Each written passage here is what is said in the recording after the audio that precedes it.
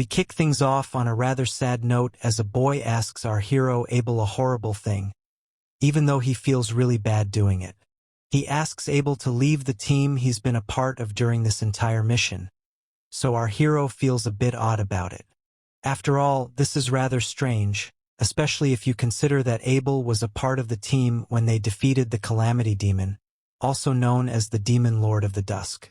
However, his team member tells him that since the boss demon has been beaten, he and the others can take care of all the monsters that are left. Since they are not high-level enemies, Abel is no longer needed because he's a grand magician anyway. It makes sense not to require the services of a magic boy on the front line anymore, but Abel can't believe what he's being told, because this feels like some kind of betrayal. This is all so sudden, but then our hero is told that he will never need to bring out his amber eyes again, now that the world is at peace. Of course, Abel should have also realized this at some point, but the shock in his eyes state that he's not ready for this. Anyway, our hero takes a moment to compose himself and then he tells his team mate that he had known this the whole time. This is a bit confusing, so Abel explains to us that demons are the sworn enemies of humans in this fantasy world. However, more than 90% of them have amber eyes that shine like gold. Since Abel also has amber eyes, he can easily be confused for a demon by the common folk. Now that the world is at peace, it's even worse for our hero since all those who have amber eyes will face persecution no matter where they go. Now, we learn that Abel's teammate is called Roy, and he tells our hero that he has prepared a mansion for him where he can hide from the public view. However, Abel is not ready to live that kind of life, so he tells Roy that he will never show his face to his team members ever again. He thinks that Roy is worried about the team's safety due to the presence of his amber eyes, and even though that may be true, Roy feels bad to see Abel like this. He thinks that he has hurt our hero's feelings, so he tries to say sorry for coming across as ungrateful. Of course, Abel knows that it's not Roy's fault because he only has the interests of others on his mind. He even says that the people of the kingdom should not take the blame, and neither should any of his other team members. That's not to say that it's all Abel's fault, but the problem with this world is that it's silly and immature. With no other option in his mind, he decides to pull a rabbit out of the hat and perform a spell that will take him straight into the future. An intense session follows, and then we can see someone opening his eyes. It happens to be our hero, who states that he's been asleep for a while. His body hurts, so he has no idea what's really going on. But soon enough, he can figure that he is inside some kind of dark box.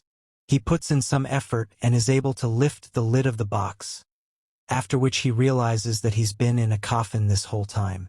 This may be surprising to us, but Abel is perfectly calm because it's almost as if he had expected this to happen. As per his estimates, he should now be 200 years into the future after the events of his mission against the Demon Lord.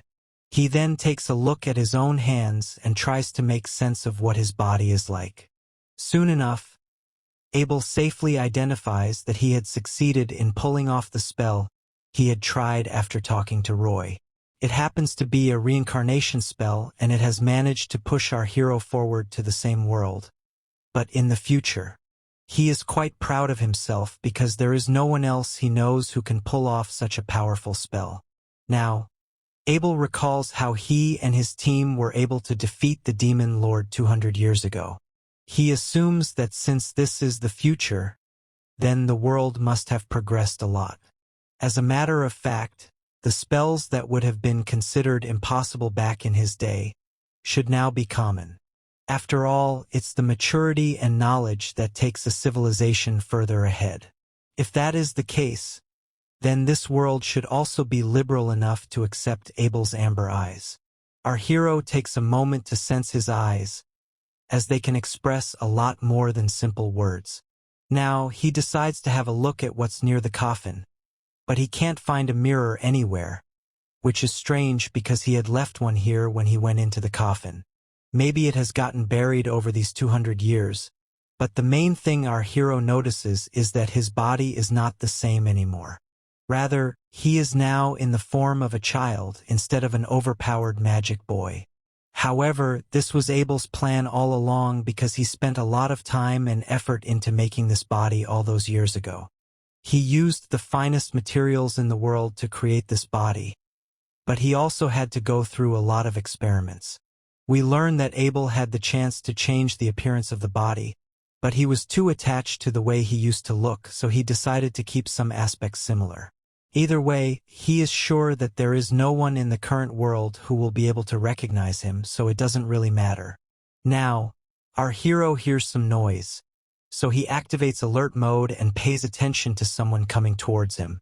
Abel assumes that it could be a cute girl, but then he figures that it's something that is pretending to be a cute girl. He finds it impressive, because humans other than him would not have been able to see through her disguise. Abel prepares himself for a battle, but the problem is that he does not know how well he'll be able to fight in the body of a child. There's no choice, so our hero decides to land the first blow, and then he'll see what happens. However, before he can even fire his first shot, he sees that the girl coming towards him is not just cute, but also curvy. What's even more shocking is that she takes one look at him and immediately identifies him to be our hero. There is an awkward pause for a bit, but then the girl says that the moment is beautiful for her. She seems to be carrying a basket, but she drops it instantly because she has been waiting for this moment for a very long time.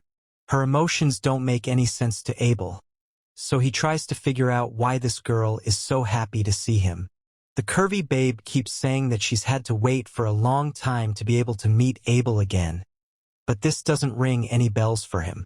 As a matter of fact, our hero even goes on to say that he never really had a strong connection with any girls back when he was an overpowered magician. He's not proud of this, but he was so distracted by learning magic that his intrusive thoughts never even stood a chance. Anyway, Abel can't seem to recognize this girl, and it makes him confused because he would have surely remembered such a pretty face and curvy body. At this moment, the girl says that demons don't have a lot of friends, and that's when our hero is able to see a younger child's face who resembles this girl. He is suddenly hit with a memory that explains why this girl seems to know who he is. Now, we are taken to a flashback where we see Roy scolding Abel for losing his mind. This is because he is protecting a small child who happens to be a demon girl. Roy tells Abel not to let his kindness get in his way, because at the end of the day, she is still a demon. She is supposed to be the enemy of mankind, but our hero bravely defends her from his own teammate. We learn that after Abel had successfully conquered a demon territory, he had saved a demon girl as well. She happened to be the daughter of the demon lord, so everyone wanted her gone, even though she was perfectly innocent. He felt pity for this demon girl, but isn't able to tell us whether it was because she was too young, or if he became emotional after seeing her amber eyes. We're back to the present now as Abel composes himself once again by saying he saved the girl only on a whim. Anyway, he offers his hand to the demon girl and reveals her name to be Lilith. Abel greets her with a smile and says that it's been a while since they last saw each other. She nods and says that she's glad her hero boy hasn't changed at all even after 200 years. Lilith shows that she has a sense of humor as she corrects herself by saying Abel has actually changed his appearance and is looking younger now. This makes him feel awkward, so there's not much for him to say, especially after Lilith stands up and reveals that she's much taller than him, even though Abel is technically a child right now. The demon girl says that she has always wanted to repay our hero for his kindness, because he was the one who managed to help her survive after her father's demise. She was actually searching for Abel's tombstone for 100 years, after which she finally managed to track down this location. Now, Abel takes a good look at her, but he notices that her eyes are not as blue as he thought they would be. After all, he remembers that Lilith's eyes were of the same color as his own. As he says this, Abel wonders what really defines a person because the color of their eye is usually a reflection of their soul. Basically, soul color is like a method of identifying a person's eye color, so it should be impossible to get rid of it even after reincarnation. None of this makes any sense to our hero, so Lilith eases his nerves by explaining that he was right and she is only wearing colored contact lenses to keep up appearances. Naturally, Abel is sad to hear this, but Lilith explains that if you wear these lenses for long enough, then you'll get used to them. Anyway, he figures half-transparent sheets are good enough to change eye color over here. The concept seems pretty neat and easy, so Abel is shocked that he didn't come up with this idea back then. After all his confusion is cleared, our hero takes a moment to give out a shady laugh because now he is happy with his decision to travel 200 years into the future. He is amazed to see the evolution of mankind and is also keen to learn the new ways of this world. During his time back in the older days, things used to be really bad when it came to distinguishing people based on their looks and appearances. As a matter of fact, a lot of lives used to get sacrificed to win the wars and the battles, and that too for something as silly as the color of their eyes. Abel laments the situation that he has found himself in because he usually likes to get lucky with girls like this, and is more than happy to act on his intrusive thoughts with them. Rather, it's ironic that something as simple as lenses are enough to solve such conflicts in today's world. Our hero wants to know everything about this new world, and Lilith is more than happy to answer all of his questions. But first, she would like to change places because this dungeon grave is not a suitable area. She suggests going back to her place, and Abel agrees, although with some kind of hesitation. Basically, he's also interested in Lilith's story and wants to know how the creators of this new world have shaped up its existence. Abel decides to up the style factor by putting on a scarf, but this confuses the demon girl, so she asks him if he's wearing some kind of shawl. He clarifies that it's a scarf and is used to protect his body from the cold weather. However, he also realizes that shawl might be what they call a scarf in today's world. Lilith offers her hand to her new master, but it feels weird to him because it's almost as if she is guiding a kid. He has no other choice because he is in a child's body, so he takes the demon girl's hand and is taken out of the dungeon. Abel is amazed to see the pretty visuals outside the tunnel because it's almost as if he has stepped into paradise. Lilith is pleased to be with her master, so she tells him they should head to her house as soon as possible.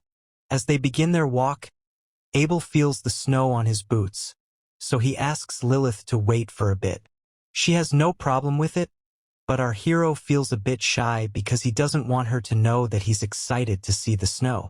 Anyway, now that he has set foot into this new world, it is time for our hero to become the strongest reincarnate. Abel and Lilith now walk into a town area where the demon girl happily announces that they have reached their destination. Abel soaks in the view as he can see a massive mansion, but Lilith's house happens to be a small home right next to the mansion. Abel states that it's a strong contrast, but the demon girl says that she's happy to be living in a simple home. After they step into her house, Lilith also reveals that it would be best not to attract any attention towards Abel, given his history. Our hero agrees with this because he is still in the body of a child right now. This means that he won't even be able to exert a small fraction of his powers in his current state. The smart choice is to wait for a bit, as he will get his powers back as he continues to grow. Now, Lilith switches on the light to a room, and this shocks Abel because he doesn't see her use any magic to activate it. He looks up to see light bulbs, but has no idea what they are, so he asks his demon girl about them. She explains that these bulbs are among the new ways to operate lighting. She gives our hero a demo by switching the lights on and off just with the flick of a switch. This is the new way to operate in this world, but it looks like Abel has figured out how they work. He says that the bulbs have magic stones inside them, and when the switch is flicked, the light magic is automatically produced. The demon girl is pleased to see how quickly her master was able to figure out the working of the bulbs, but Abel says that he would still prefer to use his own magic to work the lights. He shows off some light powers of his own, But Lilith isn't too surprised by this, because it is exactly how Abel likes to think. This comment takes Abel aback because he doesn't understand what's too appealing about the magic he just showed. After all, lighting up a bulb is the most basic magic that anyone can case, no matter what their eye color may be. It makes him wonder why people have gone through the effort of making so many wasteful items just to operate something that can be done with the simple pointing of a finger. He has no idea what the thought process is behind such things, but then he gets cozy and sinks into the couch. He is clearly tired and he passes out within a second, so Lilith gives him a blanket for cover. Of course, our hero does not understand anything at this point, and it is only after he spends more time with Lilith that he realizes something very important. One fine day, as Abel reads a book about this new world, he is shocked to learn that the range of magicians in this era has decreased by a lot as compared to his own time. The world has actually gone through an unnoticed recession, and the magical powers that used to be so dominant at one time are now barely even existent. This is horrible news for our hero, because it is not at all what he had expected to see in his own land 200 years into the future. As he goes through the magic books in hilarious fashion, he points out that there is a lot of useless text about something that even a child aged 10 would have been able to grasp with ease 200 years ago. Then, he comes across a lesson that explains the wrong magic syntax for its description. Abel wonders if the people of this world even know how to use a magic syntax, and then he slams his own head with frustration. He does understand that the books which were written during his time would have gone through some changes ever since he had vanished from the planet. However, to see such a high level of discrepancy is beyond his understanding. Sure, the culture of the world has improved a lot, but the downsides to magic are far too many for his own liking. The simplest of spells are now becoming automatic, which means that people are becoming lazier every day. Abel wants to learn as much as he can, but he gets tired and complains that his body does not have the stamina needed for lengthy study sessions. Later, as he eats a meal with Lilith, she asks him why he chose to be in a child's body, especially when he knew it would hinder him to such an extent. Our hero explains that while his body may come with its own set of disadvantages, there are also some benefits to it. In this world, the general rule is that you can reach 3 peaks as a human. First, there is the academic peak in your teens, then there is the physical peak in your 20s, and finally the magical peak in your 30s. Abel wants to utilize these peaks again to be suited perfectly to the new world. After all, 200 years is a very long time, so there's a lot that he needs to learn while he's here. More than anything else, he actually wants to start his new life as a child because his growth will be more natural that way. The next day, our hero comes across some food that has been wrapped up for him. There's a note left behind by Lilith which says that she has left him some breakfast and lunch. She has to go for work, so she will be back by evening, which is why she wants her master to feel at home and enjoy the food that she has made for him. Abel believes that Lilith wanted to be considerate to him as he was so immersed in his reading, which means that she's a good girl. He takes a bite of the food and wonders what kind of work Lilith might be into. After all, she is a demon girl, so it would be interesting to know what kind of job she might be doing in a town full of humans. Now, our hero yawns and feels sleepy again, so he decides to leave a bookmark in order to take a break for a bit. However, he hears a clicking sound and becomes alert. Someone is in the house, and it can't be Lilith. So Abel prepares himself for a battle. The mysterious person charges towards the reading room and opens the door, so Abel gets ready to confront the intruder. However, to his surprise, he finds a little boy who happily greets him. He asks if Abel is Lilith's brother, but our hero is almost offended to hear that, so he says he's wrong. The boy then asks our hero if he is the demon girl's acquaintance, but Abel is more interested in finding out where he came from. Judging by his looks, it seems that this is just a normal human boy, and his clothes suggest that he comes from wealth. This leads Abel to believe that the boy may have come from the large mansion next door. He still doesn't understand why this boy is here, and that's when he reveals his name to be Ted. He is shown to be rather chirpy as he calls Abel a commoner and decides to make him his junior. Abel doesn't even respond to his words and gets back to reading his book. After all, there will always be spoiled brats in this world. Ted doesn't like being ignored, so he keeps calling out to our hero, but he also gets his name wrong, so Abel corrects him. Ted continues to bother Abel because he really wants him to become his junior. He even says that they can be brothers, which would suggest that Ted is looking for a friend. Of course, our hero is not here to entertain rich kids, so he tells Ted that he is not interested in whatever he is suggesting. As expected, the brat boy gets upset and laments that the day is not going too well for him. Abel has had just about enough of this, so he shuts his book and gets ready to deal with Ted. He doesn't like to mess with kids, but he has been left with no other choice, so he tells Ted that he's going to give him some life advice. Basically, he warns the brat boy against trying to connect with him because he's not the right company for a child. Our hero then reveals his amber eyes and then looks at Ted to see if he's understood who he's dealing with. The brat boy is shocked to see the eyes, and then he identifies them to be the amber eyes. Abel is glad to hear this, because it means that his plan to scare him has worked. Of course, he isn't done just yet because the amber eyes are also known as demon eyes, which means that they signify the evils of this world. Now that Ted has seen them, he would never even think of forming a connection with our hero. He decides to scare the brat boy some more, so he proudly states that he will not hide his identity anymore. However, he can hear some soft giggling coming from Ted, and then he notices that the brat boy is actually laughing in excitement. He can't believe that he's seeing amber eyes for the first time ever, and he starts to roll on the floor laughing over his discovery. As expected, our hero has no idea why this is happening, and he tries to make sense of whatever it is that Ted is doing here. The brat boy points at Abel and says once again that he has seen amber eyes for the first time in his life. It clearly looks like amber eyes are not seen as demon eyes in this world, so Abel tries to figure what's making Ted go crazy like this. Things haven't really panned out the way our hero would have liked them to, but then he gets some kind of relief.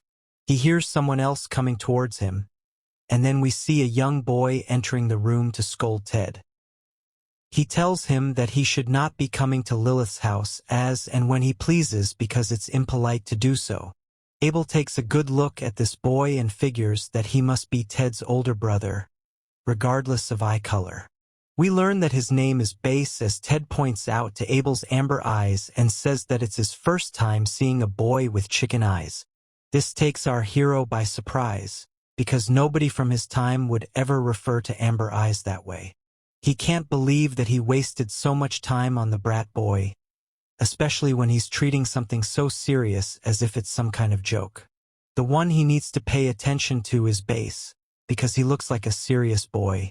It doesn't look like Base is too fond of Abel, and he seems to be a few years older than Ted. However, our hero feels that he will still be wary of him due to his amber eyes now that he's seen them. Now Base reveals that Lilith had told him her talented little brother would be coming to stay with her. Abel strikes a pose to look cool, but his efforts go to waste as Base states that he's disappointed with him. He even says that he kept his expectations a bit too high, and this leaves Abel dumbfounded. He worries that Base might just be as bad as his little brother who keeps saying chicken eyes again and again.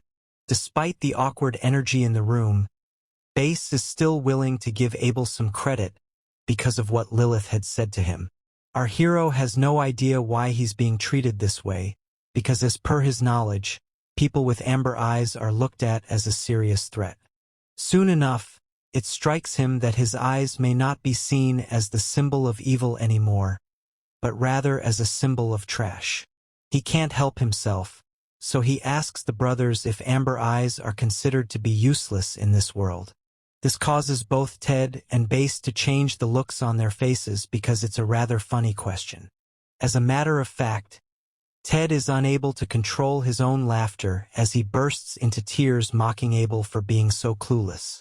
The worst part is that Ted is still not able to get our hero's name right, and at this point, it's too late for him to correct the brat boy.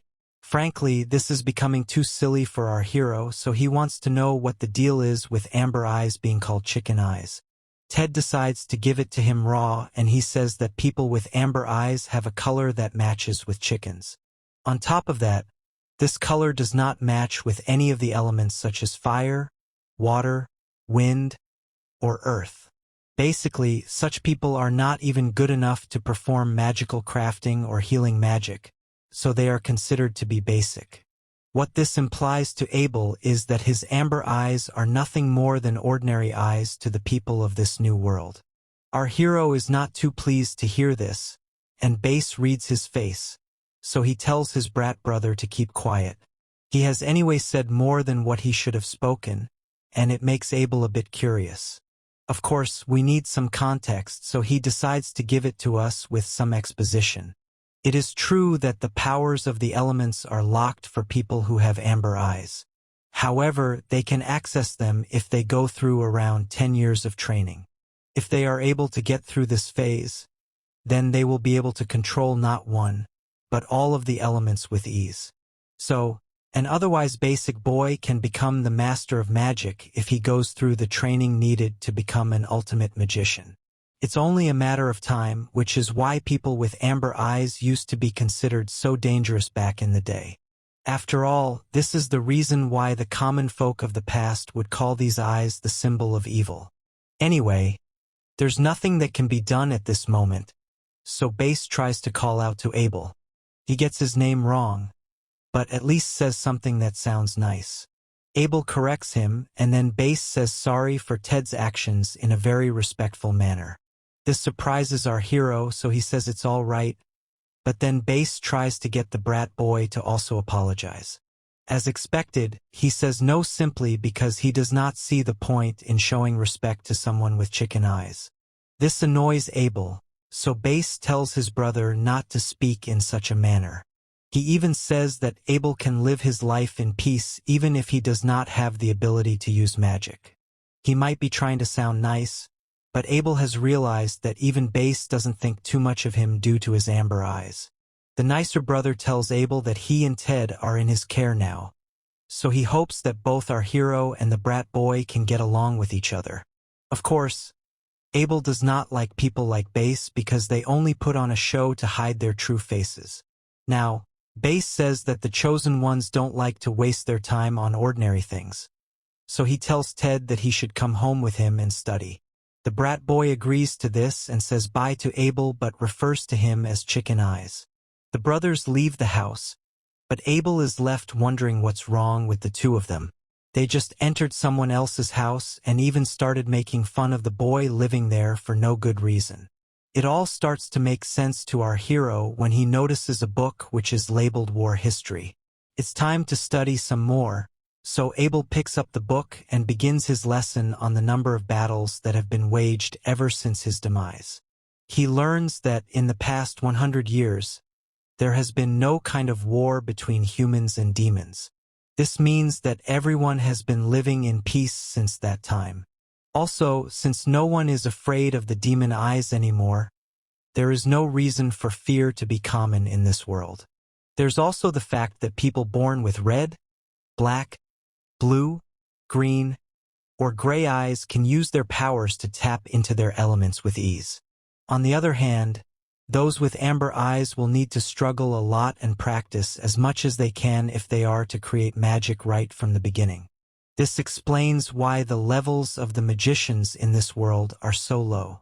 After all, since the most dangerous eyes in the universe are no longer seen as a threat, rather a symbol of contempt, Abel has nothing more to say.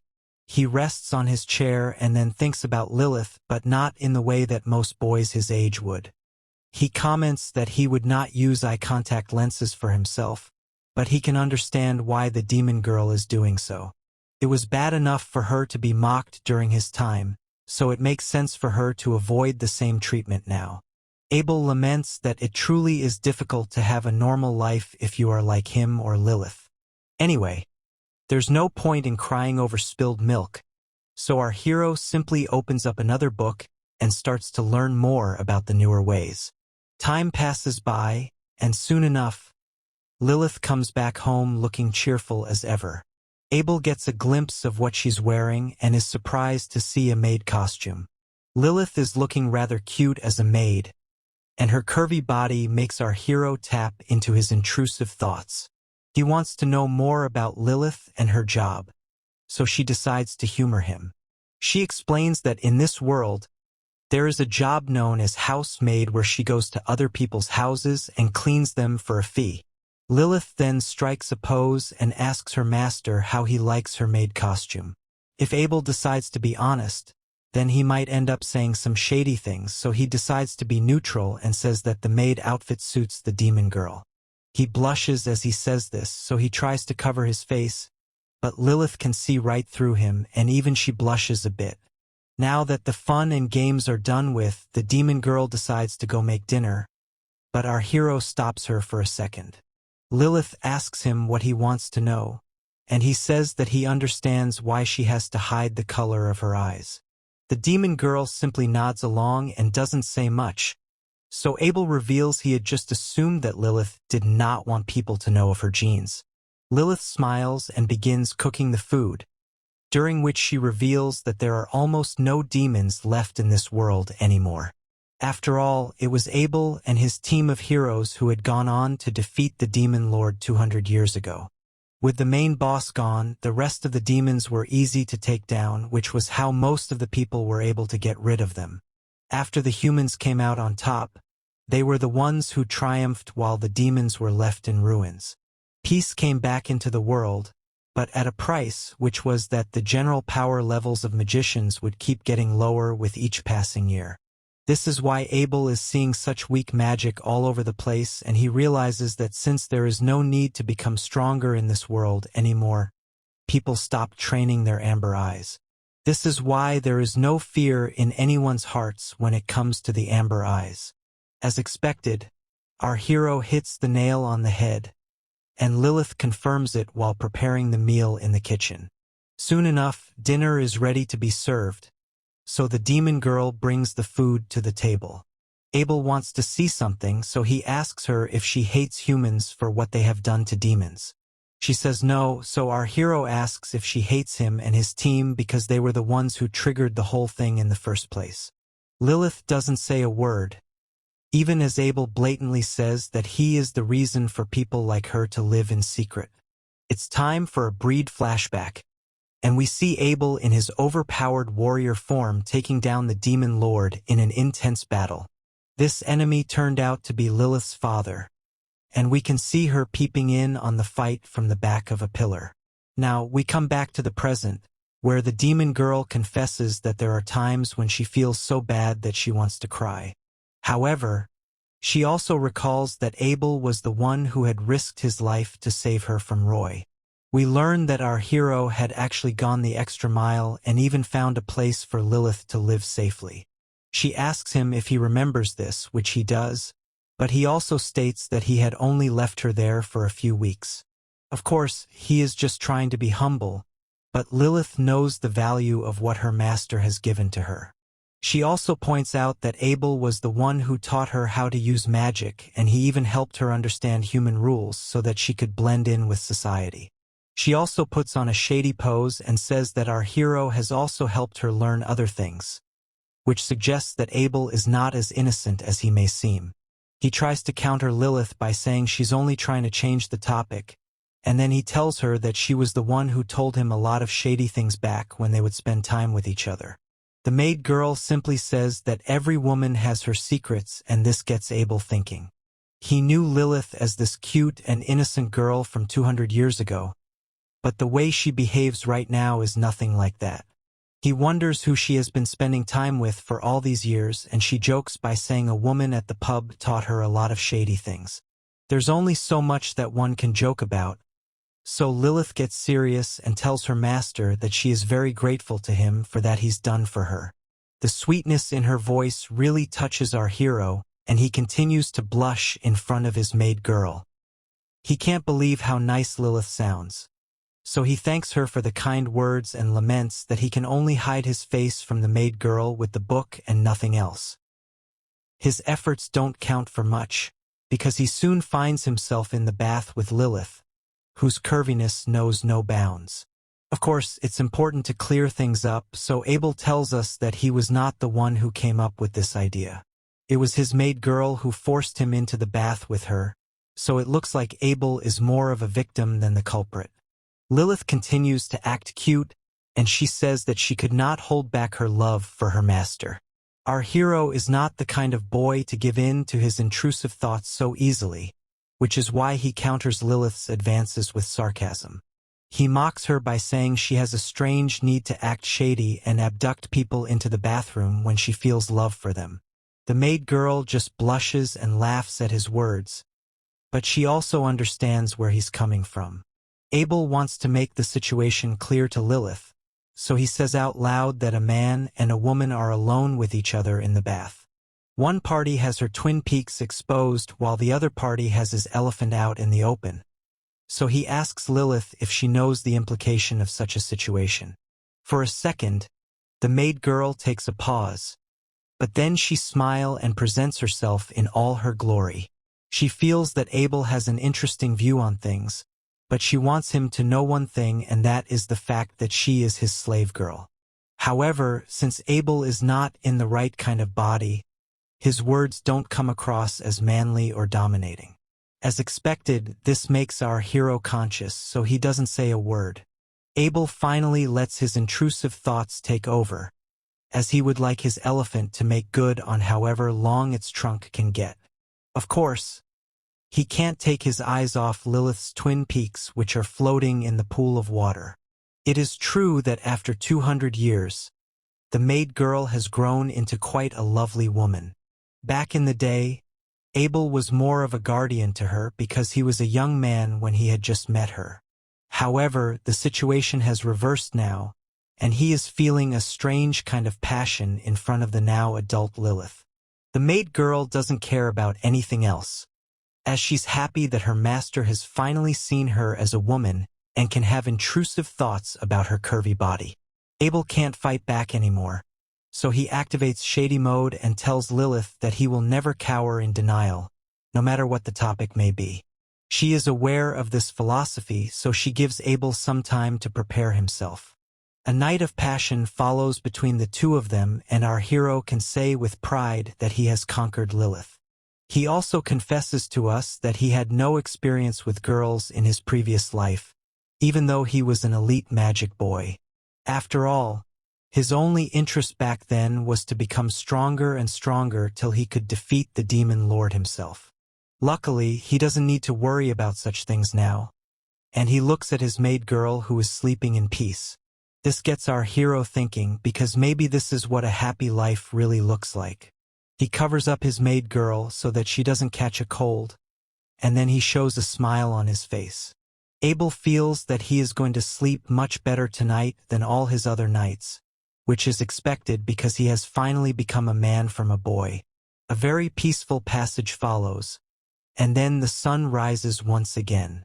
As expected of our hero, he continues to read books because he can't let himself get carried away.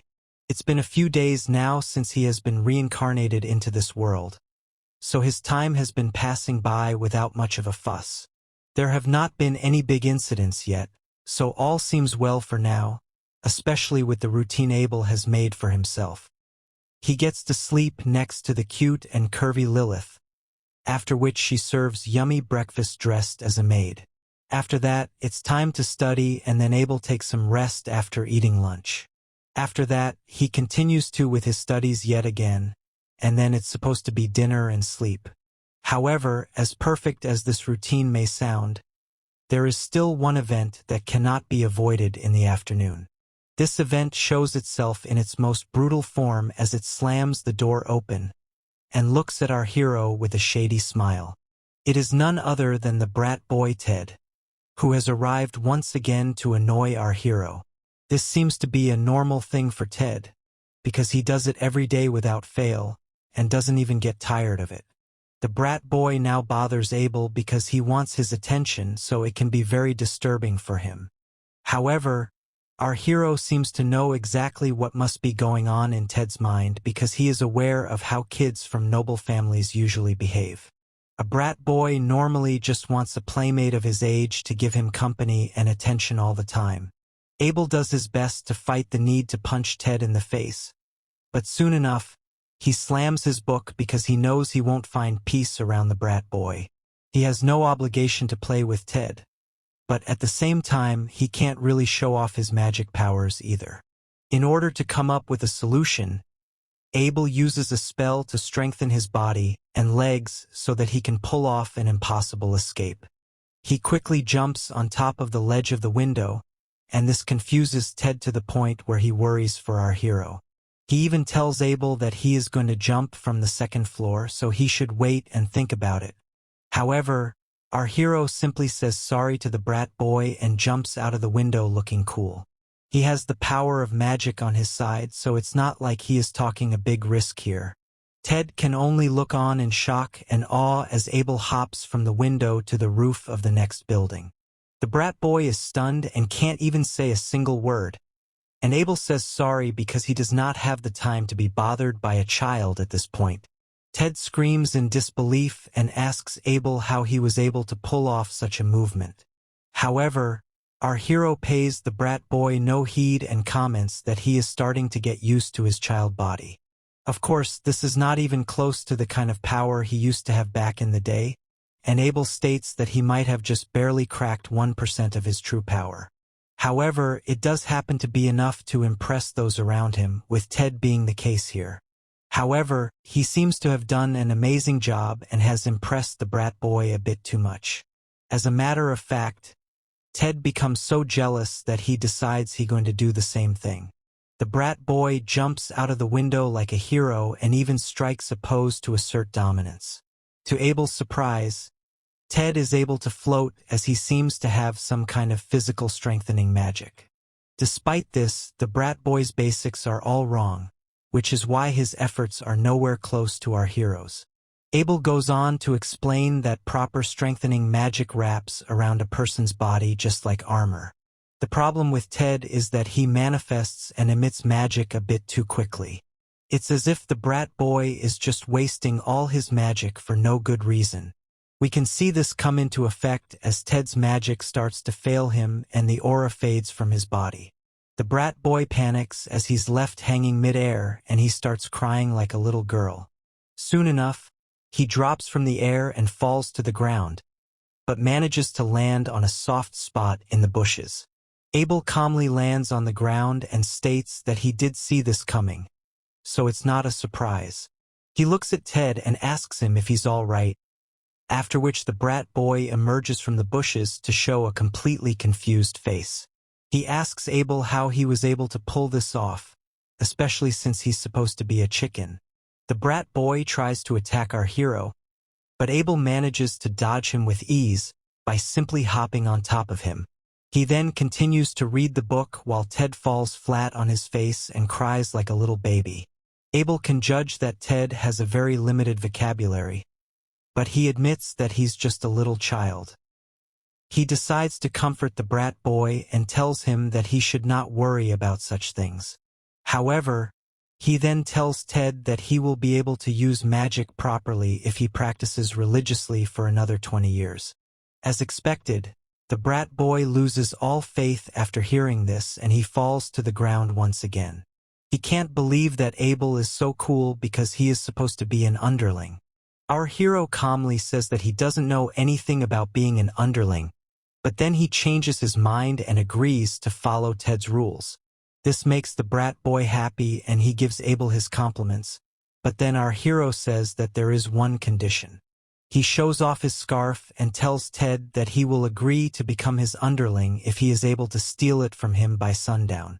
Of course, he has his own intentions in mind, because he wants payback from Ted for disturbing his study time. Basically, he wants a practicing partner to make this time worth his while, which is why he wants to push Ted. This will also help him understand how talented the magicians of this era really are. Ted is more than happy to do this, and he takes a look at our hero's scarf after that. The brat boy says that it will be an easy win for him because he only has to steal the muffler from Abel. Of course, this kind of confidence is hard to come by, so our hero begins the challenge with a countdown. What follows is an intense race where Ted chases after Abel to try and make him his underling. As expected, our hero doesn't even have to try his best to avoid the brat boy, and he even reads his book while he's at it. Naturally, Ted doesn't like this, so he calls Abel a peasant and asks him to wait. This makes our hero realize that even Ted is now aware of how bad his body-strengthening magic is. As a matter of fact, the brat boy hasn't even used an ounce of magic during this chase, and the look on his face suggests that he's about to lose hope. Ted continues to look like a clueless fool, and Abel figures that while he might not have much magic or even any intelligence for that matter, the brat boy does seem to possess a fair amount of stamina. Of course, Ted is unable to figure how Abel is so calm even during such a tense chase, so he asks him the secret to his attitude. Our hero simply states that his training methods are a lot different from those of a basic child. Even 200 years ago, number 1 was able to keep up with him when he got serious, which means that Abel was the most overpowered magician of them all. At best, only someone with the power level of Roy would have been able to put up a good fight against him, but that was about it. The chase continues for a little longer, but Ted seems to tire down, as can be observed from the way he's panting. Abel decides to stop for a second, and he asks Ted if he wants to stop, despite there still being some time left for the sunset. The brat boy tries to pull off a sneak attack by launching himself at Abel, and he thinks he's got him, but once again, our hero avoids him without even breaking a sweat. He simply says that Ted is way too slow to catch up to him, and he should be nimbler in his approach. By now, the brat boy is flat on the roof and he has no other option left but to give up. He hilariously cries out that he can't take this anymore, so Abel figures he's reached his limit. Ted wants to say something cool, but he passes out before he can complete the sentence. Anyway, Abel is impressed because he didn't think that the brat boy would be able to go any longer than 5 minutes. Instead, Ted tried his best for a full 20 minutes, which means that he's doing some kind of basic training regularly. Our hero wants to go back home, but then something catches his eyes in the window right in front of him. He notices Lilith in her maid costume and she's talking to Base, so Abel wonders what it could be about. Of course, he has the magic to listen in on their chat, so he uses auditory enhancement to close in on the range. Now, we can hear Lilith saying she has mentioned a lot of times before that she can never have a relationship with Base, whom she refers to as her master. This would normally be a shocking moment, but Abel has seen a lot worse during his time, so he maintains his cool and comments that it is a moment of total carnage. At the same time, he also figures that it's normal for Base to behave this way because he is at that age where intrusive thoughts run freely all over the mind and body. It's obvious for him to fall in love with a cute and curvy girl like Lilith, so Base asks her why she doesn't want to be with him. He goes on to ask if there's something that she doesn't like about him, and demands for an answer. Abel is quick to mention that the attitude on display is more than enough to drive any girl away from Base. Now, Lilith explains that it's not about her not liking Base, but rather about her already having someone else in her heart.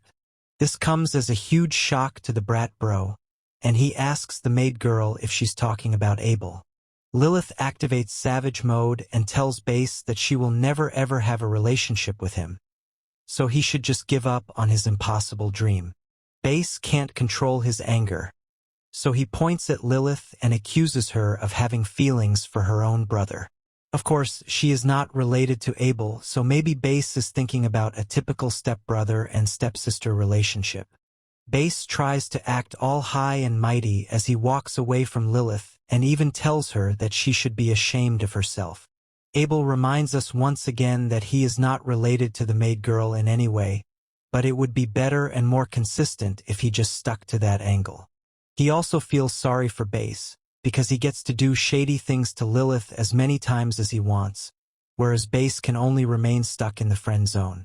Anyway, he figures he should just pretend as if he did not see a single thing, and he also realizes that Ted should be able to move his body again by now. That is exactly what happens as the brat boy launches himself in the air and prepares for a finisher move on Abel. He even calls the attack his great Ted kick, but is made to eat humble pie when he misses our hero once again and looks like a total fool while doing so. Ted crashes into the roof once again and starts crying as usual, which doesn't come as a surprise to Abel.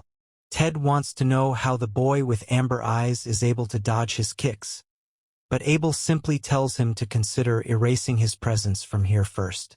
The brat boy now confesses that he is really at his limit now, and he passes out on the roof.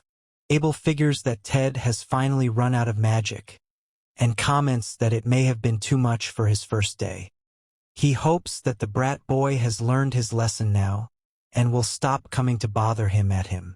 However, kids are known to be annoying and persistent, which is the exact same case with Ted. A few days later, we see both Abel and Ted on the roof again, with the brat boy trying yet another attack on him.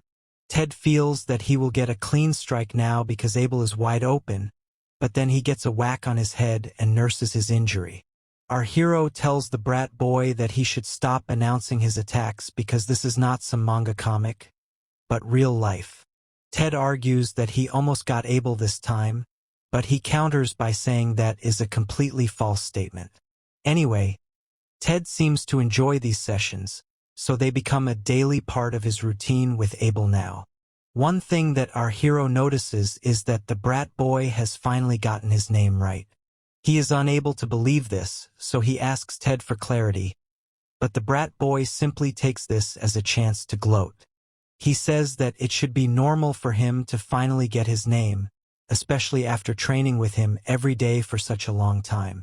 Also, Ted hasn't given up on the hopes of making Abel his underling, so our hero says it would be better if he forgot his name if that's the case. The brat boy gets ready for action once again, and our hero confesses that he has gotten a bit better over the past few days. For better or worse, Ted is a simply boy, regardless of his noble birth, and at the same time he does have talent. Our hero feels that body-strengthening magic is a good match for the brat boy because it requires a strong natural instinct. Now, Ted prepares to snatch Abel's scarf and announces it once again as he charges at our hero. He gets close, but Abel only lets this happen by chance, and then he dodges Ted once again. He trips the brat boy from below and also adds the fact that Ted's improvement is nothing great and is only worth mentioning for a second. The problem, though, is that the area in front of Ted is completely open, so he has nowhere to land but the ground. Abel panics because the brat boy lands on the pavement and injures his leg, as can be seen by his writhing in pain. Ted cries that it hurts a lot, and Abel reaches the scene to check up on him. He notices that even though the brat boy was able to land somehow, he seems to have broken his leg. He says it will be fine if it is only a fracture because it is a lot easier for magic to repair broken bones than it is to fix internal organs. Our hero confesses that he's not too good with recovery magic, especially in his current body, but something like this should be fine for him to fix. Abel is about to get the job done, but then we hear a loud scream from behind, and it happens to be Base calling out to his brother. He rushes to the scene and pushes our hero back while saying he will use his recovery magic on the brat boy. Now, Base heals Ted with his own healing magic while Abel watches on and observes that it is an elemental spell. He admits that he might not have given Base the credit that he deserves, so he decides to reassess him. Now, Abel tells us that there are 5 great eyes for each element, namely red eyes for fire, blue eyes for water, green eyes for wind, black eyes for creation, and gray eyes for support. Of course, amber eyes are good to use all of these elements, and Abel wonders if Base would have been able to use his powers if he didn't have gray eyes. Surprisingly, Base is not able to go a good job and he struggles with the healing magic. Abel has to take his words back because what the brat bro is doing is rather laughable. Ted is still in pain and he continues to cry, so Base asks if he's alright. He tells the brat boy that he needs to endure this pain for a bit if he is to get better. But soon enough, Ted passes out from the injury. Now that he has fainted, the best thing to do would be to take him to a medical room for treatment. Abel says this to Base and tells him to hurry because he's already done the first aid. However, the brat bro wants to confront our hero because of what he did earlier.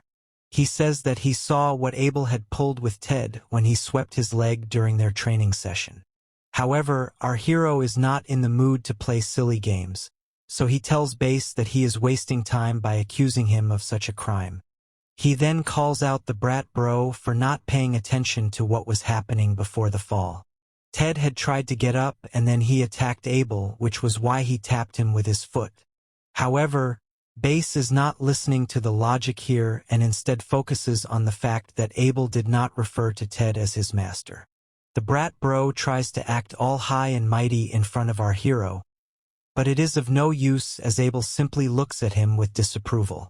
He asks Base if he's really going to create a fuss over such a small issue, but the brat bro insists that Abel is a common man and Ted is a noble boy. Basically, what he's trying to say is that no matter how young Ted may be, he is still the second son of the Langobard family, which means that he should get this respect by default.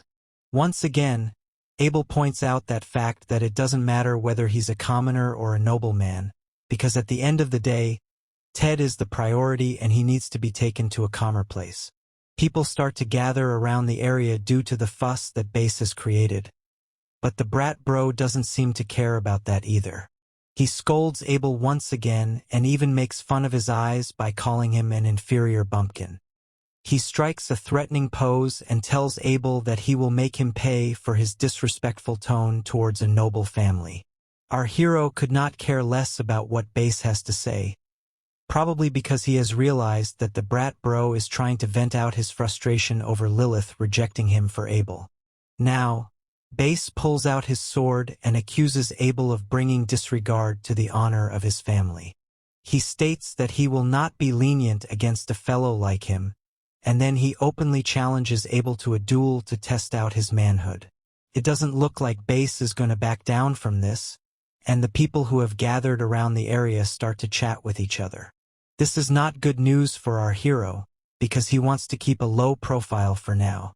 Things are going to get very complex for him soon, so he needs to come up with a subtle solution.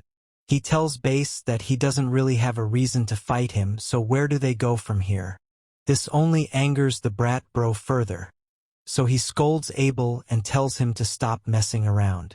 He continues to harp on the fact that our hero has made fun of a noble, so Abel realizes that he has probably made matters worse now. He plans out a sequence because he has to treat Ted's wound as well. If this is the case, then it doesn't really make sense for him to accept the duel.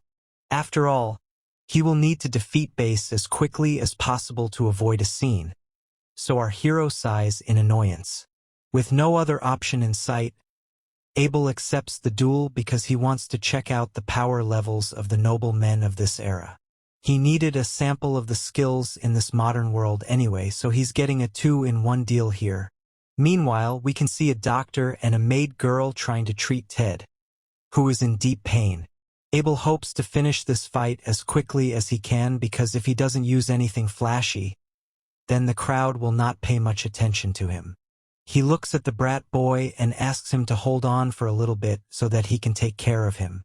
Now, it's time to go by the rules, so Base explains the one to make his enemy declare his defeat first is the one who will win the duel. Now, the brat bro explains that he is older than Abel, so he will take on a handicap to make things fair between them. However, Abel mocks him yet again by saying he doesn't have time for a lecture, and a handicap will not be needed for him to win this match. He wants to end this quickly, and Base takes offense to it because he feels insulted by it. Of course, his ego is hurt badly, so he prepares to lash out at Abel and he promises not to hold back. Base strikes a battle pose and tells our hero that he will regret making fun of him for the rest of his life. Abel watches his technique to see if Base can live up to his talk, and then we see the brat bro unleashing a wind effigy move. It looks impressive from the way Base launches it, but Abel can dodge it with his eyes closed. He notices that the power of the attack is mid in itself, but the real focus point is that Base has a fast conjuring speed for his spells. He wonders how this could be happening, and then he looks at the brat bro's sword. Maybe this is the reason why Base is able to launch his attacks with ease, and he notices Abel looking at his sword. He asks our hero if this is the first time that he's seeing a regalia sword because he clearly seems distracted by it.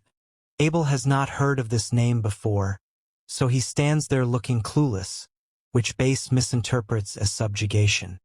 He states that our hero must be very ignorant if he has never even heard about a regalia sword despite being of a certain age. The brat bro continues by saying Abel must have come from some backwater country to be so clueless about something so popular. Now, Base decides to educate our hero about the regalia sword instead of giving himself a handicap. He explains that this sword has been created as a supports weapon made by magic. Due to the nature of the sword, Base is extremely fast, which proves Abel's theory to be correct. As he says this, Base proudly declares that he can conjure magic faster than most people, and he launches yet another attack on Abel to prove his point. Normally, the brat bro would expect this to be his finisher move, but our hero is not going to go down so easily. He dodges the attack without any issues and looks very unconcerned as he continues to evade Base's attacks. Abel now uses his analytical eyes ability and takes a look at his enemy's sword. He tries to figure where the source of the energy is coming from, and he soon realizes that it was set in advance. Basically, the regalia sword is just a tool that allows the instant use of magical attacks by pouring magic power into it. Now, Base unleashes another wind attack, and this time, Abel chooses not to avoid it. Rather, he simply smacks it into two, and calls the whole thing foolish, much to the brat bro's shock and awe. Abel has been able to solve the mystery without breaking a sweat, but Base can only stand there in confusion because his most powerful magic has been broken by bare hands. Abel tells us that the regalia sword might be one of the reasons for the power levels of magicians being so low in today's world. After all, it's very convenient to use, and this could have pushed the modern magicians to rely on it to lower their own efforts. Our hero thinks back to his past days where magicians would need to build their own sources of magic before they could launch any attacks. This would make fighting a lot harder, but would also make the magicians much stronger. Also, toys such as the regalia sword would never be acceptable 200 years ago, because the environment was not so relaxed. This is because there were demons back then, which meant that everyone needed to be on top of their game. In the modern world, there are no such enemies, and with peace dominating the scene, even basic magic is more than enough to gain popularity. As a result of this, magic tools like the regalia sword have robbed magicians of the thinking mind, and everyone has become a slave to the toys of the modern regime. Base is still speechless, and he wonders if he just saw immense power from a boy with amber eyes. On the other hand, Abel says that he can't believe this is what the brat bro likes to call magic. He thought the wind attack was a flying balloon, and this only rubs salt on Base's wound. The brat bro gets triggered and unleashes all his power in one blow because he wants to teach his enemy a lesson. Of course, even this has no effect on our hero, so now it's time for him to spring into action and stop evading the wind effigy attacks. After all, Base did just help Abel with his investigation, so it's only fair for him to reward the brat bro. He decides to do that by showing him undiluted magic, and then he forms a power ball while also having a deadly look in his amber eyes. He decides to give Base a taste of his own medicine by unleashing a wind effigy move of his own. But this one is a lot more powerful than anything Base can hope to achieve. The sheer magnitude of this blow is so amazing that the brat bro can only stand there helpless and speechless. Abel makes sure not to land a direct hit, and instead destroys the ground on which Base is standing. The shock waves from the attack are more than enough to send the brat bro flying away, and he is easily defeated without even having to say a word. Our hero is anyway not in his best form, and even then, he decided to use flashy effects to make Base realize the difference in their power levels. He also lowered the strength of the attack in order to ensure his opponent would only sustain a few minor injuries and nothing more. It's time to gloat in front of the brat bro, so Abel asks him how he liked it. He asks Base if he feels like giving up now, but the brat bro becomes angry upon hearing this. He can't believe that a kid with amber eyes was able to defeat him, and that too, with such immense power. It's almost as if the whole thing is unfair. So he asks Abel who he really is. Before our hero can answer that question, a cute-made girl shows up from nowhere and lands a direct knee shot on Base. The attack is good enough to send the brat bro rolling away, and then she composes herself in front of Abel. It's none other than Lilith who strikes a pose in front of her master to impress him. He asks her what she's doing here, and she replies by saying she's taking care of the garbage that is rolling nearby. This is funny for sure, but Abel points out that Lilith is a housemaid working in Base's family's house. Her kicking his face might be a problem to her employers, and even Base asks Lilith what the meaning of her actions may be. However, the curvy babe turns things around by activating demon mode in front of Base. She tells him to shut up and never speak to her again because he has insulted her master and her lover boy. She warns the brat bro not to try insulting Abel any further, otherwise she will never forgive him. Her speech is more than enough to make Base tremble in fear, and then she says sorry to her master for not being around to supervise the scene. Abel tells her it's all good, and she can forgive Base for acting like a fool earlier. After all, what the brat bro said was not anything intense when compared to the insults our hero used to hear 200 years ago. However, Lilith is not going to let this slide, and she tells Base that he should consider himself lucky because of Abel being a tolerant boy. She's going to forget about Base's sins for now, but he should thank Abel for his kindness. The look on the brat bro's face suggests that he wants to say something along the lines of him being a noble, so he does not need to say sorry for anything. Rather, it is the other way around for brats like him, but Abel tells us that Base is not actually saying these things out loud. He can read his thoughts, and what he can also sense is that if he says something so blatant, then he will have to deal with Lilith in demon mode. For all we know, she might even take his life, so he decides to keep his mouth shut for now. The brat bro is forced to eat humble pie, and he bows to our hero while crying like a baby. After Base admits his defeat, Ted is quickly taken to a doctor in a medical home and is treated for his injuries. An hour passes by, and the process is completed, but the doctor tells Ted that it will take at least 6 months for his leg to heal. A boy like Ted would be itching to go out and play, but he must be patient for his own sake now. Abel is seen listening in on the chat from behind the window as he is in spy mode. The doctor walks away, and then Abel comments on how 6 months is a very long time for such a small injury.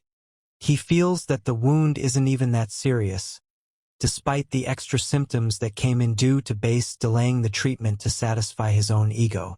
From the looks of it, even the power levels of medical magicians has fallen a lot in this era, and Abel is not at all happy with what he's seeing. It's time to show what he's really made of, so he sneaks into the room and Ted hears the creaking of the window. He is surprised to see Abel in front of him, but our hero just asks him about his injury. The brat boy wants to act tough, so he fakes a laugh and tells Abel that it's only a scratch. But the pain is so much for him that he falls asleep right after saying this. Our hero can't believe what he's seeing, and he can't sense even a shred of intellect coming from Ted's dull brain. He also can't wait for 6 months to see Ted fully healed, so he unleashes his own healing skills now that the doctor has left the room. Abel uses the technique deconstruction known as little healing, and merges it with 2 other aspects called reconstruction magic and recovery magic. After all of these forms are combined, Abel unleashes the ultimate application of strengthening healing power. A surge of energy fills up the room as our hero spreads the healing magic across Ted's body. It doesn't take long for him to get done with the job, and he thinks this should be enough for the brat boy to be up in no time. Abel admits that while Ted's injuries have nothing to do with him, he does feel bad because he does not want to lose his sparring partner. As he leaves the room, he tells Ted that he needs him to heal as soon as possible because he wants the brat boy to continue working hard for him. As he jumps out of the window, Abel also says sorry to Ted for healing him so abruptly, as he is short on time. We can see the brat boy sleeping with a smile on his face, which suggests that he has indeed been healed from his injuries. The next day, we are treated to a rather hilarious sight as we see Base's father coming to Abel and apologizing for what had happened with his son. He also forces Base to bow his head in front of our hero, even though it doesn't look like he wants to do so. Abel is a bit clueless, but also completely calm, just as is expected from him. He wants to know how such a scene has presented itself in front of him, and then we see the father saying sorry once again for his son's stupid actions. We learn that Base's father's name is Evans, and he had made sure to come visit our hero the very morning after the whole duel fiasco. Base tries to resist his father's palms, but it's of no use as he is the junior in this chat between the adults. Despite this, Base says that he does not need to say sorry to Abel because he is a commoner with amber eyes. Our hero looks at the brat bro with doubt in his eyes, because he clearly does not have any intention of apologizing. As expected, Evans whacks his son on the head, but then he reminds his father that Abel is the only younger brother of their maid girl Lilith. Of course, this is just a lie because the acts our hero and his maid girl commit can only apply to stepbrother and stepsister. Either way, Evans scolds his son with contempt and calls him a fool in front of Abel.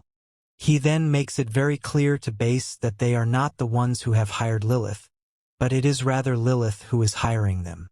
The brat bro is totally shocked to hear this, and his now bald head starts to sweat from confusion. Of course, this makes perfect sense to Abel, because he was wondering why a high-class demon girl like Lilith would serve a noble family with weaklings like Base. He figures that the maid girl might have something on Evans and his family, which is why they are working in this manner together. He then reasons with himself and states that there are many obstacles that get in the way of a demon living with a human, let alone Lilith, who is the daughter of the demon lord. One of the lessons that have been taught to everyone, though, is that the power of a noble should always be made use of, no matter what the method may be. Both Evans and Base bow down on the floor and are almost lying in front of Abel as the father begs our hero not to take his life or punish his son too severely. This is not the sight that Abel was expecting to see, so he wants to know what it is that Lilith has on Evans.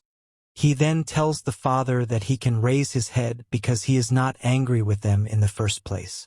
Evans is glad to hear this and he thanks his master for such kindness, but bows down even more aggressively to offer his utmost gratitude. The only thing that Abel gets from this is that the family does not know how to listen to orders. Base once again tries to resist his father and asks him why he's being so soft in front of a commoner. However, he is told to keep his mouth shut, and then he goes back to his mansion to rot like a sore loser. Nighttime arrives, so the brat bro decides to have a chat with his dad. It's a bit too late for him to be doing this, so Evans asks him why he's here at such a time. Base simply says that he wants to be blunt with his father, and he goes ahead to ask if he is planning on getting rid of Lilith and Abel. This is a very stupid question, and Evans instantly says no with a snarl in his voice. Base is not ready to accept this, and he continues to ask his father why he's being so nice to common folk. That's when Evans reveals that their village has a lot of disadvantages when it comes to the geography of their location. He feels that his people can do well if they all follow the maid girl's advice, so he considers Lilith to be his benefactor. This means that Evans will never go back on his word and will always honor the maid girl's requests. Base acts rude and mocks his father for being soft once again, as he feels that they can rule over the village well enough even if they don't rely on Lilith. He doesn't see any problems in the way they are as of now, so he asks for the differences in the maid's advice. Evans is not in the mood to argue with an arrogant fool, so he tells Bass that he will take care of it. The commotion from this argument wakes up Ted, who sleepily walks into the room and yawns as he calls out to his family members. He wants to know what's going on because he could hear their voices from the hallway.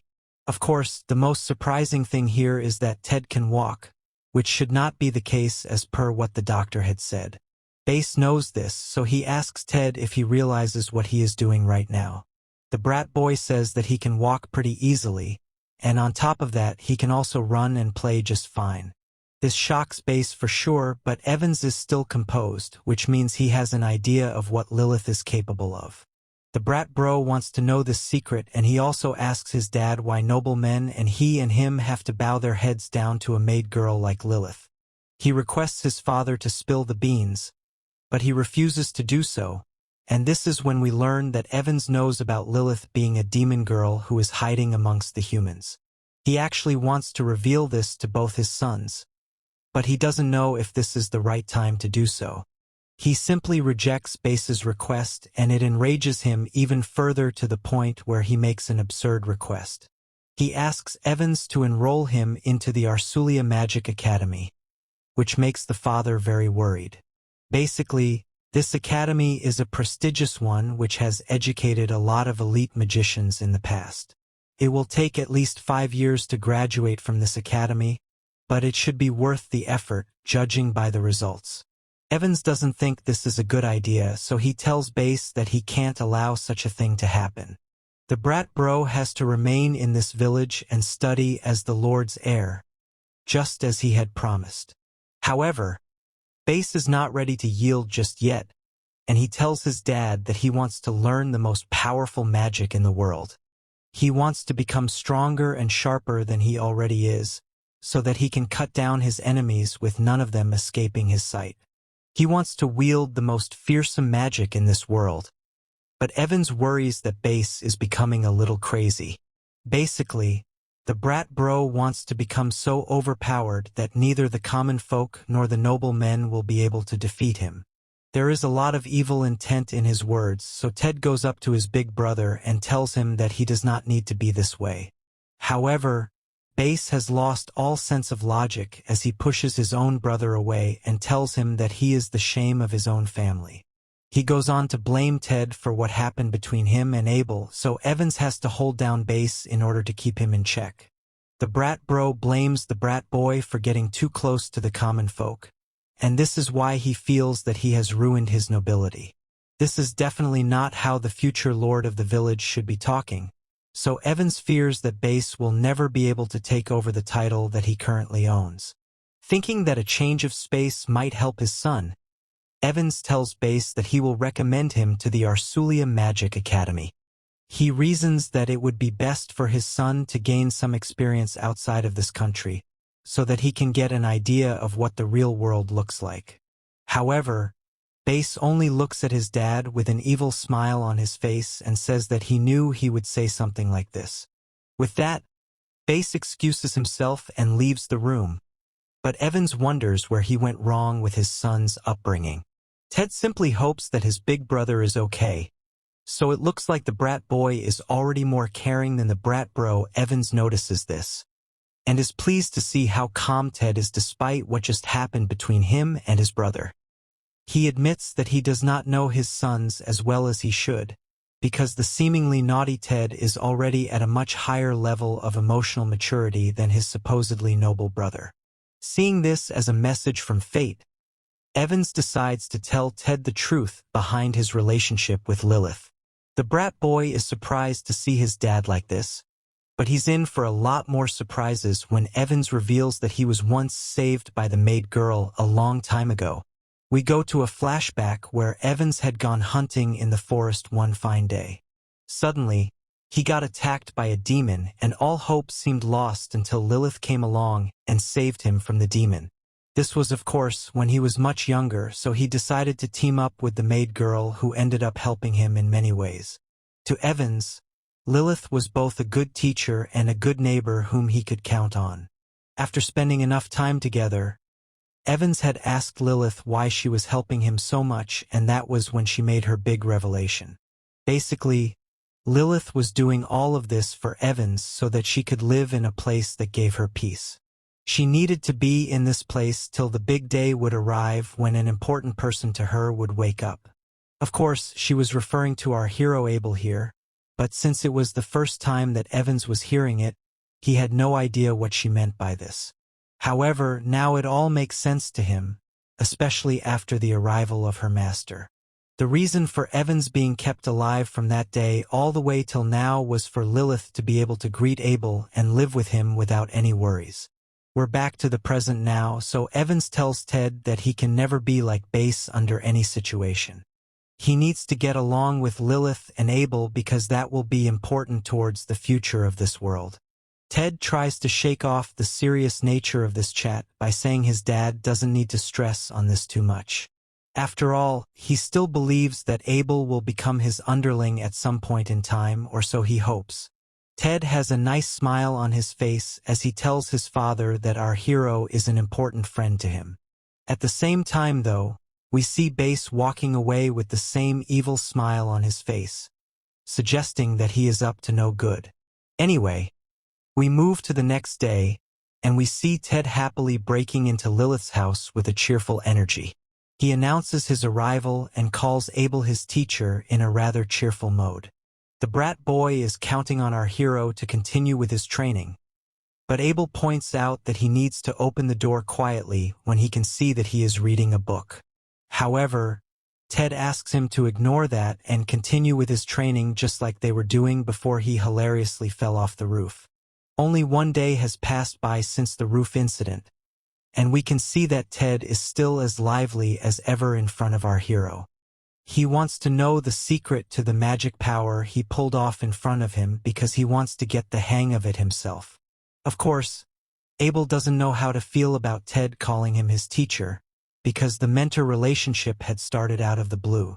It becomes annoying for our hero, but at the end of the day, Ted is a child with a lot of energy. Abel looks at the brat boy's leg and can see that it is healed completely, so he asks him if he's feeling just like before. Of course, Ted is not going to admit the truth, so he says that such a wound is nothing but a scratch for a master like him. Abel calls him out for the fake bravado because he remembers clearly how much Ted was crying when he actually got the injury. The past is the past, so our hero figures that he and Ted should get back to their signature game of tag again. It's been a while since this has happened, so Ted's face brightens up and he says yes to the idea. He goes on to proclaim that he will easily defeat his teacher today. But Abel simply gives him a calm look and says that it's good to be confident. He then tells Ted that he can use the body-strengthening magic that was taught the previous day because he feels that the brat boy should be able to use it well now. Ted instantly says yes because he knows that he can pull it off with ease. This goes on for a long time, and now we fast forward to Abel and Ted in a carriage heading towards some destination. The brat boy is excited when he learns that they have almost reached the spot, but Abel is as calm and neutral as ever. He and Ted have been in this carriage for almost half a day, which means that it's a long trip for them. Our hero then gives us some context by saying it's been 2 years since he had woken up from his reincarnation slumber. As of now, he is on his way to the Arsulia Magic Academy's entrance exam, which is being held in the royal capital of the kingdom. He does admit that he's feeling a bit blue, but that could be because he has to go to school all over again. Now, a voice asks our hero what he wants to do in the future with his learnings. Abel turns around to see Lilith sitting behind him, and then he says that he would like to travel around the world as an adventurer. It seems like a fair dream, but the problem is that all the job roles connected to adventurers had been abolished a whole 10 years ago. This is not good news for Abel, because he was hoping to defeat monsters and sell their parts to earn a living. Of course, it all makes sense because if the number of monsters have been decreasing due to the world's peace, then there is no need for adventurers to come and save the day. This makes sense to Abel because all the books that he had been reading in the library were quite old, so maybe they were not updated as per the current era. If he is to get a job related to magic, then he needs to get a degree from a magic academy. In this day and age, if one does not graduate from these academies, then they're not even qualified to talk about magic. Now, this is a whole new concept to our hero because he was considered to be an unparalleled genius 200 years ago. Nobody would question him back then, but now even he needs to prove himself. Abel doesn't really want to do this, but then Lilith teases him by asking if he wants to mooch off her for the rest of his life. Obviously, she means this as a joke because she doesn't mind spending on her master for as long as he would like.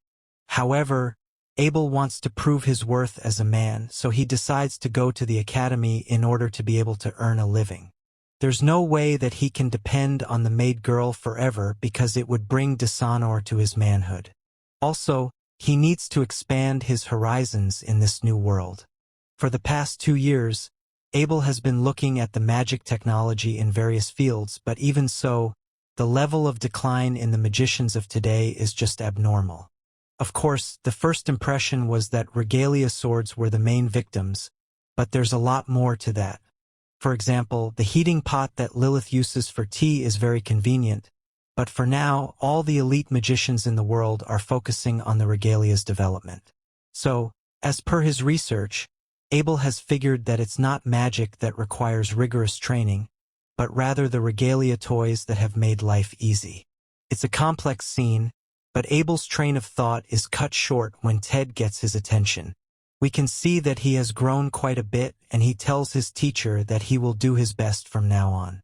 He also thanks Abel for all the training because his magical skills have increased by a lot. Our hero is not too impressed by Ted's words, but he still admits that the brat boy has grown a lot since they first met. Back then, he was just a spoiled brat, but after all the begging to learn magic, he has now picked up a lot of manners and is much more polite and refined as an adult man. Abel can clearly remember how hard it was for him to get Ted to this level, but all that hard work has finally paid off, and the brat boy proudly announces that they have reached their destination. What stands in front of our hero and Ted is the prestigious Arsulia Magic Academy, which looks extremely fancy. Ted is glad to see this because the academy lives up to its hype. However, Abel is alert and he notices how some of the other students in the area start staring at him and the brat boy.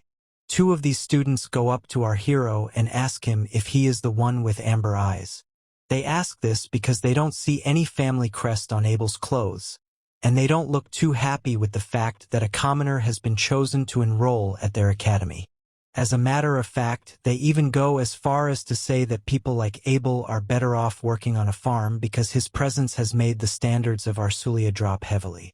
Normally, a standard boy would get upset over this and teach the useless fools a lesson, but Abel is not like that, and he only comments that the quality of students in this era is also poor, just as he had expected.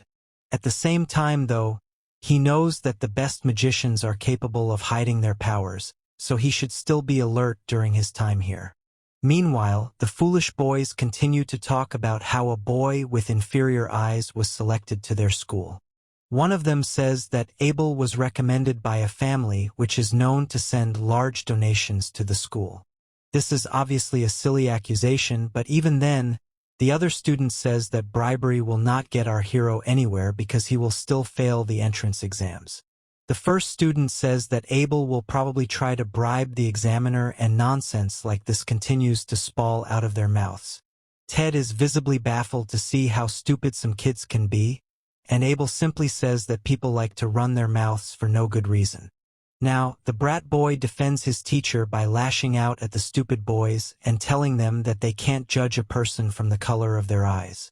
Abel is surprised to see that a brat boy like Ted is raising his voice for him, and then he is told not to worry about such idle talk. Our hero realizes that in every era, there is some kind of bias towards those who have amber eyes. Even the most knowledgeable and elite people of the kingdom still happen to have a discriminatory mentality. Now, a cute girl steps into the picture and scolds the nobles for their attitude. She says that they should be ashamed of themselves for speaking in such a basic manner, and then she presents herself in all her glory. This girl is cute and curvy, so our hero checks her out instantly. He notices that she has red eyes and a crest on her ribbon, which possibly reminds him of something from his past. Now, the curvy babe walks up to one of the stupid boys and tells him that he is simply spreading gossip about a random commoner who has just arrived to their esteemed academy. This is not how a true noble would behave, so the boy is a total disgrace to them. He has no idea who this girl is, so he demands to know her name first. She herself to be Eliza, who has come here to graduate after 5 years and become a great female magician who will go on to create history. She might be cute and curvy, but the boys prefer their ego, so they tell her to watch the tone with which she is speaking to them. They even threaten her by saying they are going to teach her some manners, so things might get ugly from here. Ted tells his teacher that they should help Eliza, but Abel says no because she already has it all figured out. The brat boy doesn't get what he means by this, but our hero knows that Eliza's power levels are good enough to get her through this. The curvy babe pulls out her sword and unleashes a fierce slash attack on the boys before they can even blink their eyes. They are both shocked to see how skilled Eliza is, and are left speechless as she orders them to get out of her sight. The boys show their true colors and run away from the scene after saying sorry to Eliza in a hilarious manner. Abel is impressed with the curvy babe's sword skills, so he wants to thank her for her help. Of course, he never needed it in the first place, but he wants to be polite and show his appreciation. However, when he goes to offer his hand, Eliza smacks it away and calls him a lowly commoner. She tells him that he has no business putting his shady hands on her body, but our hero doesn't get why she's being so silly. He tells Eliza that she did just help him out, so her attitude doesn't make sense. The curvy babe states that she just doesn't like to see whiny babies getting bullied, and she also tells him that she did not give him the permission to speak with her.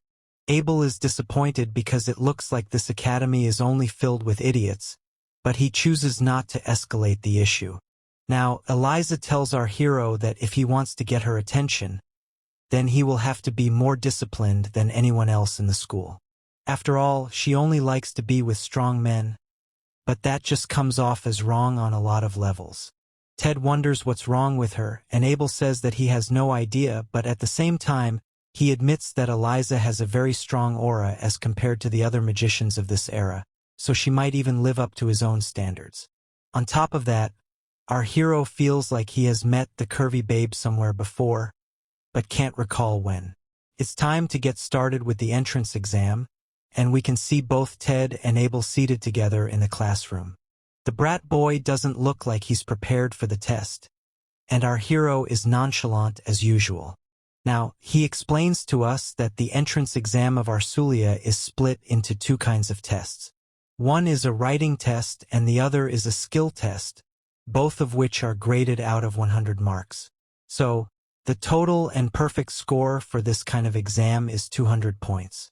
The writing test is far too easy for Abel, so he goes through the general education section, followed by reading, maths, and writing tests. Even when he comes to the magic language section, he feels that a perfect score is the basic expectation, because the quality of magic in this era is anyway too low. Magic engineering, on the other hand, is a bit tougher than the other sections, but to our hero it as simple as counting till 3. In the middle of all this, we can see that Ted is struggling with each and every question that has come his way. Now, it's time for the biggest problem in the paper, and it has to do with the concept of magic creating a human soul.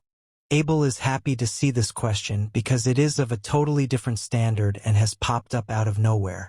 Since the difficulty level of this problem is so high, even the smartest kids in the room start to sweat. Abel knows that the only reason for this question is to prevent anyone from getting the perfect score.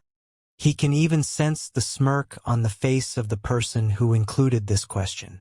However, he is on a completely different level because the theorem being requested in this answer was made by none other than he himself.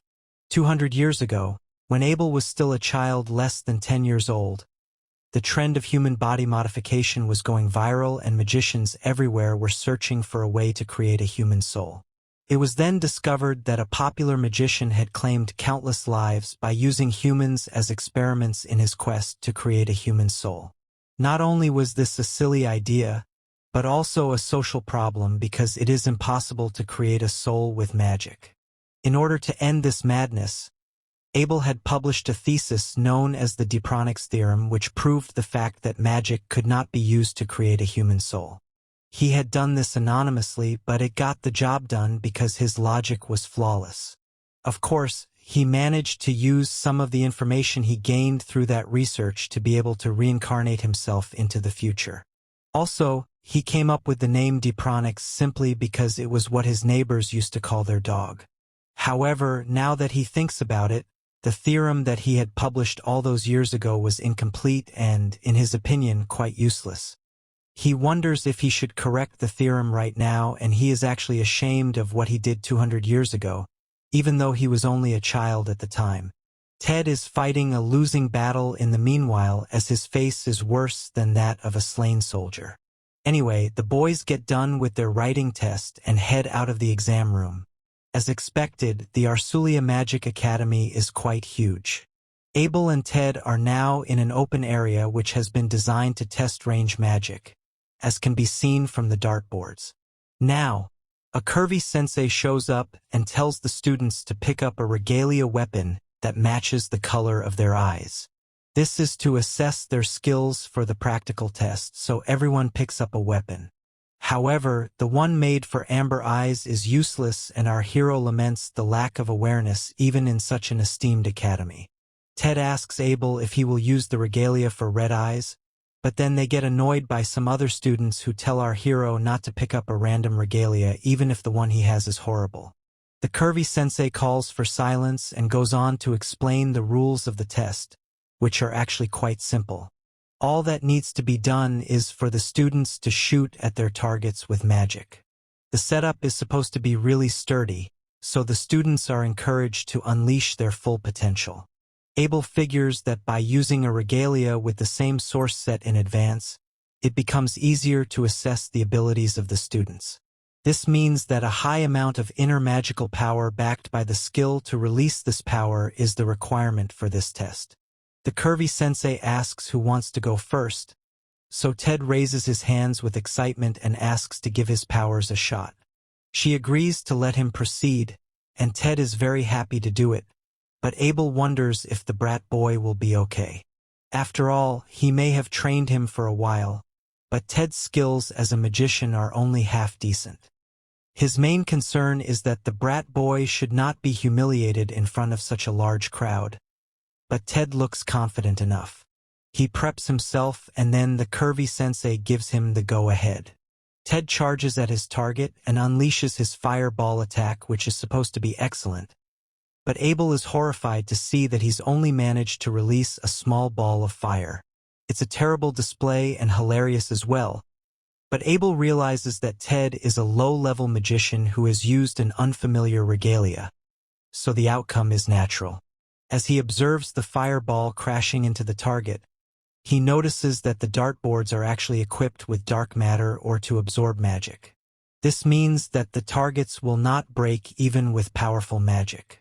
However, the real shock comes when the curvy sensei congratulates Ted for being such an amazing magician.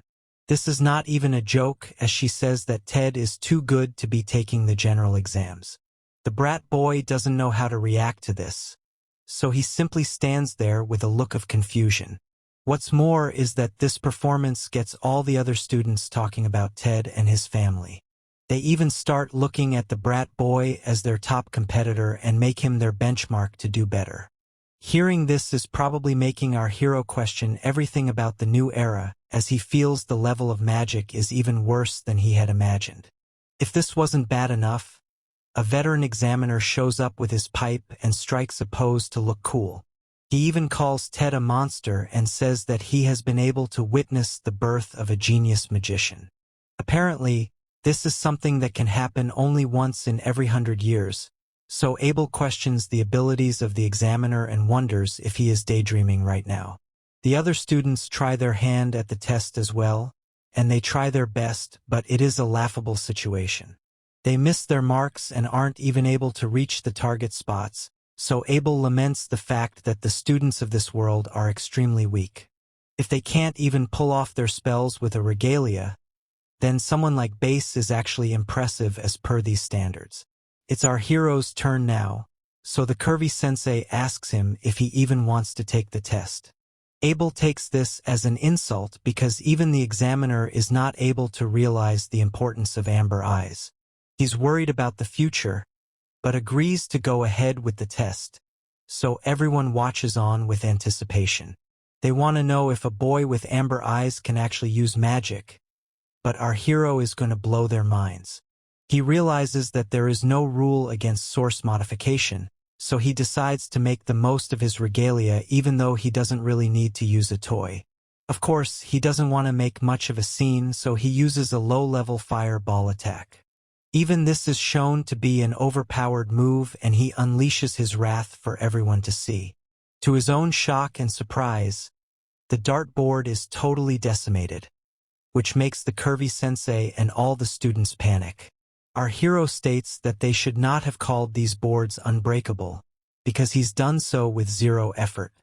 He reasons that the school might be using low-quality dark matter or for the student exams.